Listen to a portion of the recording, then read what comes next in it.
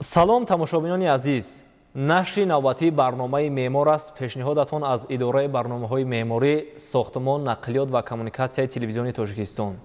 меъморӣ касбест ки ҳамеша ба эҷод сару кор дорад. меъморон дар фазои эҷодӣ пайваста кӯшиш мекунанд ки лоиҳаи наверо таҳия намоянд, то он аз ҳар ҷиҳат хубтару беҳтар бошад.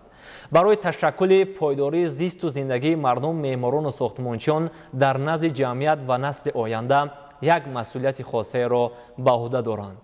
соли 2018 бо қарори шӯрои сарони давлатҳои аъзои иттиҳоди давлатҳои мустақил, соли 2021 ҳамчун соли меъморӣ ва шаҳрсозии иттиҳоди давлатҳои мустақил эълон шуд. тоҷикистон ҳамчун узви фаъоли ин созмон дар густариши ҳамкориҳо мавқеи хос дорад.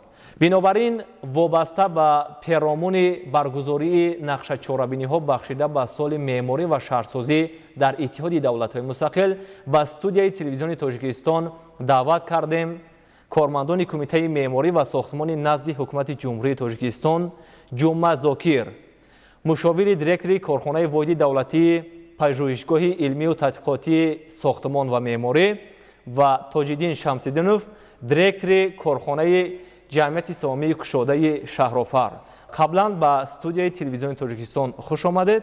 сохтмончиён умуман меъморонро пайвандгари асрҳою наслҳо мегӯянд ва чӣ гуне ки иброз кардем, соли 2018 бо қарори шӯрои сарони иттиҳоди давлатҳои мустақил, соли 2021 соли меъморӣ ва шаҳрсозӣ дар миқёси иттиҳоди давлатҳои мустақил эълон шуд. хуб, шумо бигӯед ки ҳадаф аз эълон кардани соли 2021 ҳамчун соли меъморӣ ва шаҳрсозӣ дар чӣ буд? пеш аз ҳама бояд қайд намуд ки соҳаи шаҳрсозӣ, меъморӣ ва сохтмон бемароон рушд карда истодааст. солҳои охир бино ва иншоотҳои хеле зебо ва нодир сохта шуданд ва ин ҳама ба ҳусни диёри мо ҳусни тоза бахшед.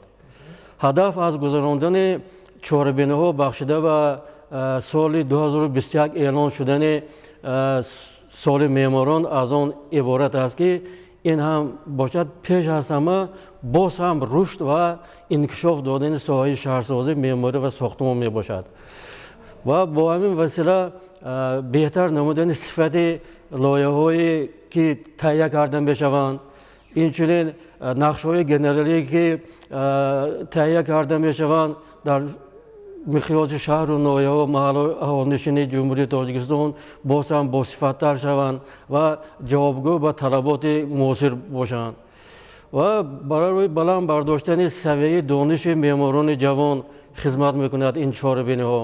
ба ғайр аз ин ҳамкориҳоро байни давлатҳои иттиҳоди давлатҳои мустақил боз ҳам мустаҳкам мекунанд ва аз таҷрибаи якдигар меомӯзанд ва оянда барои фарз кардем истифода намудан дар таҳияи лоиҳаҳо истифода карда мешаванд таҷрибаҳои давлатҳои хориҷа.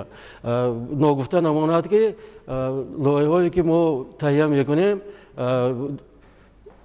таваҷҷӯҳи меъморони кишварҳои иттиҳоди давлатҳои мустақилро низ соҳиб гардид ва онҳо низ бисёр аз ҳамон лоиҳае ки лоиҳакашони мо, меъморони мо таҳия карданд хеле мутаассир шуданд ва онҳо низ оянда истифода мебаранд барои лоиҳакашии худ.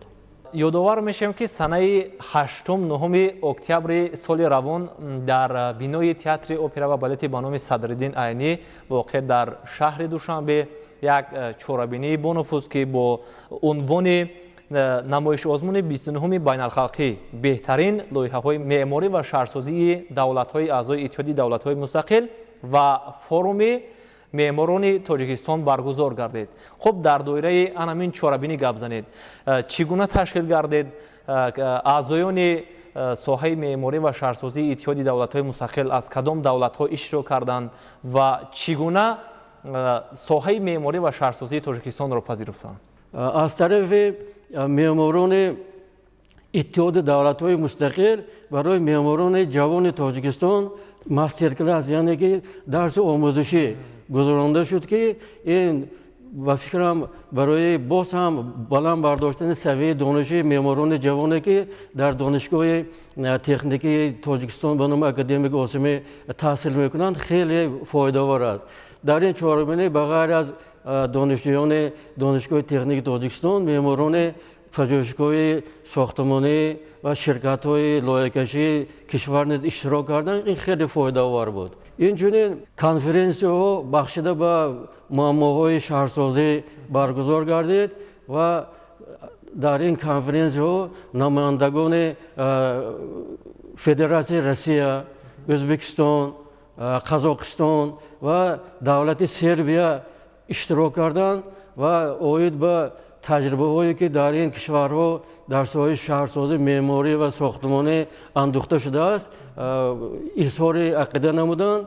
به فکرم این هم برای پیشرفت ساحه شهرسازی معماری و ساختمان در کشور ما مساعدت میکنند. چه خیلی که قید کردم در این چهاربینی از دولت‌های ازبکستان، قزاقستان، روسیه و سربیا مستقیما اشتراک کردند.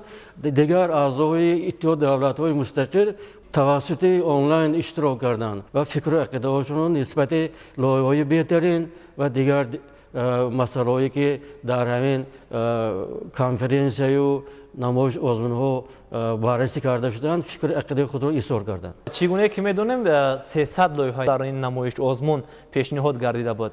خب جمعیت سامی کشاده شهرآفر از روی بهترین اثرهای معماری و شهرسازی در این نمایش آزمون یعنی سزاوار جای اول گردید.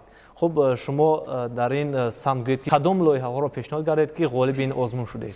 در آزمون بهترین اثرهای معماری در روزهای 8 و 9 اکتبر سال روان لایحه‌ای که در عمل تطبیق شده‌اند پیشنهاد گردید و لایحه و نقشه‌های گنرالی شهر و نهایی که از طرف جمعیت سامی کشاده شهرآفر آماده گردیده است پیشنهاد گردید و یکی از جای نمایان رو صاحب شد. در آزمون 14 لایحه‌ای که از جانب جمعیت سامی کشاده شهرآفر آماده گردیده لایحه‌های بینای حکومت جمهوری تاجیکستان، لایحه دانشگاه دولتی طبی جمهوری تاجیکستان، نقشه‌های گنرالی و بیناهای استقامتی که آماده گردیده بود و نمایش گذاشته شد. عموما همین سمت فعالیت تشکیلات شما به چی روانه کرده شده است؟ تنها با آماده کردن نقشه‌های گنرالی یا اینکه یعنی بیناهای مثلا معموری و بیناهای استقامتی هم آماده کرده می شود؟ جمعیت سامی کشاده شهرآفر همچون یک پژوهشگاه لایحه‌کشی فعالیت خود را در سطح‌های گوناگون به راه مانده است. آماده نمودن لایحه‌های بینایی معماری، بینایی استقامتی، نقشه‌های گنرالی شهر و ناحیه‌های جمهوری مشغول می‌باشد. میگذاریم به همین برگزاری نقشه چهاربینی ها بخشیده به سال معماری و شهرسازی در اتحاد دولت‌های مستقل. چگونه که میدونیم تاجیکستان همچون میزبان برگزاری این چهاربینی ها پذیرفته شده است و در سال مذکور علاقه ما شاهد یک قطار چهاربینی ها گشتیم. خب من بعد یعنی در دوام سال جاری کدام نقشه چهاربینی ها یعنی تصدیق کرده شدند و آنها باید در عمل یعنی مورد تطبیق قرار بگیرند؟ اینچنین در نظر است 12 نوامبر سال روان باز یک کنفرانس علمی عملی بین الخلقی برگزار می‌گردد در موضوع مسئله های مبرم ساحه شهرسازی. باید در این چهاربینی از اتحاد دولت‌های مستقل و دیگر دولت‌های خارجی باید اشتراک کنند. با آنها تکلیفنامه فرستاده شده است. باید این چهاربینی نیست خیلی که این چهاربینی‌هایی که قبلا برگزار شد در سطح بلند باید برگزار شود. سال معماران نه تنها در شهر دوشنبه در همه شهر و ناحیه‌ها برگزار می‌گردد. مقامات‌های محلی معماری و شهرسازی اوید همین مسئله‌ها آزمون‌های خود را تشکیل می‌کنند، چهاربینی‌های خود را تشکیل می‌کنند در سطح ولایت. در سطح ولایت ها نیز مقامات محلی معماری شهرسازی هستند. در اونجا تشکیلات های لایحه‌کشی عمل میکنند، زیر ساختارهای کمیته معماری و ساختمان نزد حکومت جمهوری تاجیکستان عمل میکنند. آنها نیز در منطقه ها نیز پای تطبیق همین چهاربینا هست. البته چهاربینا میگذارند. وابسته به آماده کردن کادرهای بلند اختصاصی ساحه معماری و شهرسازی، عموما تبادل تجربه، یعنی روان کردن متخصصان جوان به دیگر کشورها، چی مثلا تدبیرها عملی کرده شد؟ معماران جوان به دولت‌های خارجی فرستاده میشوند برای تبادل تجربه. اینچنین کمیته معماری و ساختمان نزد حکومت جمهوری تاجیکستان با دانشگاه تکنیکی تاجیکستان به نام اکادمیک اوسمی همکاری خیلی زیست دارد و برای جلب نمودن معماران جوان، ساختمانچیان جوان به کارهای عملی، چاره‌های عملی اندیشیده میشوند. و غیر از این در پژوهشگاه علمی تحقیقاتی ساختمان معماری کورس‌های تکمیل اختصاص عمل می‌نمایند که منتظم در آن معماران، ساختمانچیان و متخصصین ساحه با آنها درس آموزانده می‌شود و بعد از گذراندن این کورس‌های تکمیل اختصاص یا دراز مدت یا کوتاه مدت با آنها شهادتنامه مخصوص داده می‌شوند.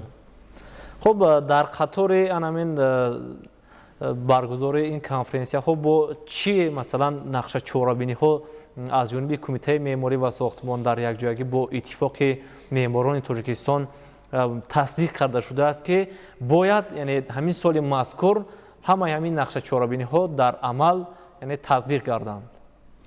البته این گذراندن آزمون‌های لایحه بهترین، معماری بهترین، فرض کردیم کنسترکتوری بهترین، ساختمانچوی بهترین، عموما از روی همین کسب‌هایی که در ساحه شهرسازی، معماری و ساختمان عمل می‌نمایند چنین آزمون‌ها گذرانده می‌شوند و کارخانه‌ها نیز کارخانه‌های لایحه‌کشی، شرکت‌های لایحه‌کشی نقشه چهاربین خود را دارند و آنها نیز در دایره همین سال 2021 اعلام شدن سال معماری چهاربین خود را می‌گذرانند و بی‌شبه این چهاربینی‌ها برای بلند شدن سطح لایحه‌های تهیه شونده ساحه شهرسازی و ساختمان مساعدت میکنند. در حقیقت سالهای اخیر معماران ما، ساختمانچیان ما با کامیابی بی‌نظیر نائل گشتند. این همه پوشیده نیست، این همه در پیش نظر است. بناهای بلندآشانه، بناهایی که با استفاده از عنعنه‌های ملی نیاگان، ملی معماری و تجربه دولت‌های اروپا رو یکجا میکنند ساخته شدند و این همه برای پیشرفت ساحه شهرسازی، معماری و ساختمان مساعدت میکند و ذوق مردم را نیز بلند میکند. وقتی که بناهای زیبا ساخته میشوند، بناهای نادر ساخته میشوند، این به حسن یک گوشه کشور حسن تازه میبخشد، مردم نیز بالیده میشوند و مهر آنها به کشور ما از نم زیادتر میگردند و بغیر از این وارد شدن سیاحان نیز به کشور ما زیاد میگردد. امروز جمعیت سهامی کشاده شهرآفر یعنی در قطار دیگر تشکیلات‌های لایحه‌کش با آماده کردن نقشه‌های گنرالی شهر و ناحیه‌های جمهوری با آماده کردن لایحه بینای انشاءات مشغول است. خب امروز یگان مشکلی یعنی به نظر میرسد از روی مثلا نرسیدن متخصصان جوان. جمعیت سهامی کشاده شهرآفر تا امروز از 65 مرکزهای ماموری شهر و ناحیه 64 نقشه‌های گنرالی مرکزهای ماموری شهر و ناحیه رو به انجام رسانیده است که بنا و انشاءاتی که تعییناتشون گوناگون ساخته شده است طبق نقشه‌های گنرالی شهر و ناحیه به عمل برآورده می شود. قابل ذکر است که جمعیت سهامی کشاده شهرآفر در جمهوری با نظرداشت موجودیت امکانیت‌های مادی و تکنیکی، کادری و ذهنی و تجربه افزوده کسبی همچون پژوهشگاهی вазифаи ҳудудӣ дошта масъалаҳои вобаста ба шаҳрсозиро дар ҷумҳурии Тоҷикистон ба роҳ мондааст.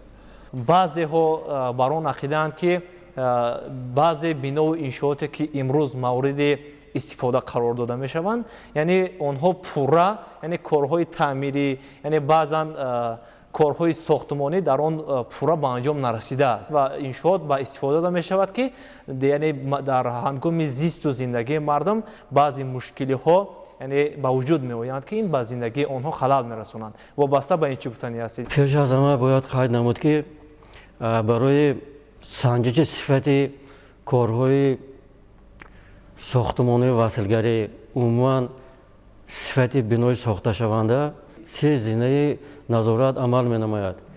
ин пеш аз ҳама назорати муаллифӣ ки аз тарафи ташкилоти лоиҳакашӣ ба роҳ монда мешавад. ба ғайр аз ин аз тарафи фармоишгар назорати техникӣ ташкил карда мешавад. ин ҳам барои назорати сифати корҳои сохтмонӣ ва сифати масъалаҳои сохтмонӣ низ амал менамояд. ба ғайр аз ин аз тарафи кумитаи меъморӣ ва сохтмони назди ҳукумати ҷумҳурии Тоҷикистон тавассути хадамоти назорати давлатии меъморӣ ва сохтмон ки зиёда аз коргарони зиёд доранд дар ҳамаи шаҳру ноҳияҳои ҷумҳурӣ фаъолият менамоянд ва аз болои сифати корҳои сохтмони василгарӣ ва сифати бино ва иншооти сохташаванда назорат мебаранд. ба ғайр аз ин бояд қайд намуд ки дар кишвари мо дар назди ташкилотҳои махсусгардонидашуда озмоишгоҳи санҷиши сифати мавод масъалаҳои сохтмонӣ амал мекунанд ва онҳо сифати ҳамаи масъалаҳои асосӣ ки ба сохтмон истифода карда мешаванд месанҷанд, пас аз он иҷозат барои истифодаи онҳо дода мешавад. барои мисол фарз кардем ки сифати хишт, сифати арматурове ки истифода бурда мешаванд, сифати соруд, сифати симент, умуман ҳамаи масъалаҳое ки барои ҳамин устувории бино хизмат мекунанд ва заруранд, ҳамаш санҷида мешаванд, пас иҷозат дода мешавад барои истифода. дар мавриди он ки гӯё ки ин биноҳо пурра сохта намешаванду ба истифода дода намешаванд, ин на он қадар ба ҳақиқат рост меояд. зеро ки бо қарори ҳукумати ҷумҳурии Тоҷикистон дар бораи тартиби қабул ва ӯҳдадориҳо нисбати қабули бино ва иншоотҳо махсус қайд карда шудааст ки бино зоҳиран пурра сохта ба истифода дода мешавад, вале дохили ҳуҷраҳо бо маслиҳати фармоишгар, яъне соҳибмулкон метавонанд пурра корҳо ба охир расонда шаванд, метавонанд ба ихтиёри худи ба ҳамон соҳибҳуҷраҳо гузошта шаванд ки онҳо бо завқи худ, бо талаботи худ ҳуҷраҳоро фарз кардем ором медиҳанд. лекин агар фармоишгар фарз кардем хоҳиш намояд ки аз ҳамон иморатсоз ки ба ман 100% фарз кардем ки ҳамин бинои хонаҳои ҳуҷраҳои истиқоматиро фарз кардем ки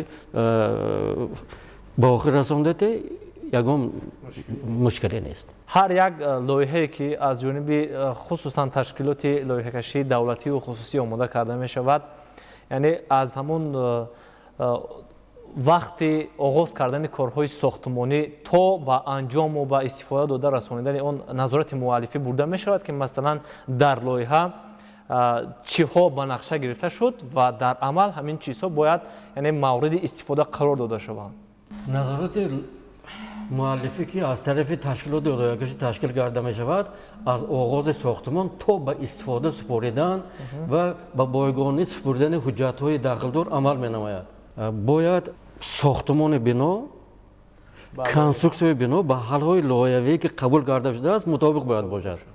вайрон кардани фарз кардем ки ҳалҳои лоиҳавӣ ин ба бехатарии бино таъсир мекунад.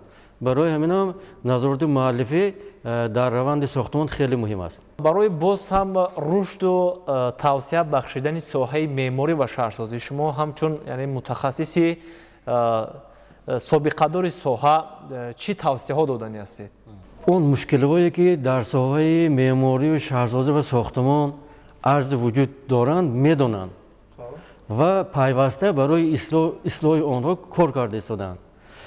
ба ғайр аз ин бо сифориши ҳукумати ҷумҳурии Тоҷикистон стратегияи миллии рушди соҳаи меъмории шаҳрсозӣ ва сохтмони ҷумҳурии Тоҷикистон дар даври то соли 2030 таҳия карда шуд ва ҳоло ин ҳуҷҷат барои мувофиқа дар вазорати идораҳои дахлдор қарор дорад. пас аз қабул шудани ин ҳуҷҷати муҳим, ин стратегия ки ҳамаи ҳамин камбудиҳо, ҳама мушкилҳое ки ҳастанд фаро гирифта шудааст ва бо нақша чорабонии махсус муҳлат, масъул ва дигарро муайян кардааст ки оянда барои аз банд бурдани ҳамин мушкилиҳо мусоидат мекунад ва барои рушди соҳаи меъмории шаҳрсозӣ ва сохтмон бисёр фоидаи калон дорад ин ҳуҷҷат. ташаккури зиёд.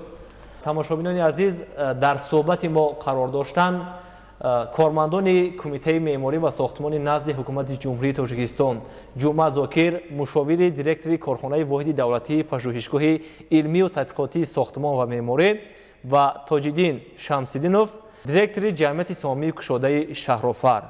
воқеан асри 21ро асри техникаву технология ва асри шаҳрсозӣ ном бурдаанд. тамошобинони азиз, дар ин ҷо суҳбати мо ба анҷом мерасад. бо барномаҳои дигари телевизиони Тоҷикистон бимонед.